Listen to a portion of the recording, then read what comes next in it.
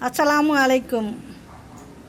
உறக்கமும் இரக்கமும் அளவோடு தான் இருக்க வேண்டும்.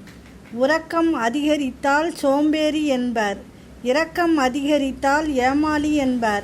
மனம் பக்குவம் அடைந்தவர்கள் எளிதில் கோபம் கொள்வதில்லை, பிரச்சனைகளைக் கண்டு அஞ்சுவதில்லை, விமர்சனங்களைக் கண்டு பொருட்படுத்துவதில்லை, பாராட்டுகளுக்கு மயங்குவதில்லை, மன்னிக்க தயங்குவதில்லை, எந்த சூழ்நிலையிலும் அமைதியை இழப்பதே இல்லை.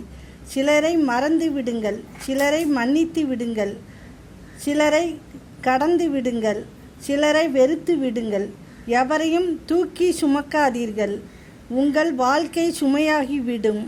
ஒருவர் உன்னை உயர்த்தி பேசும்போது விழிப்போடு இரு, ஒருவர் உன்னை தாழ்த்தி பேசும்போது ஊமையாயிரு, புகழ்ந்து பேசும்போது செவிடாயிரு.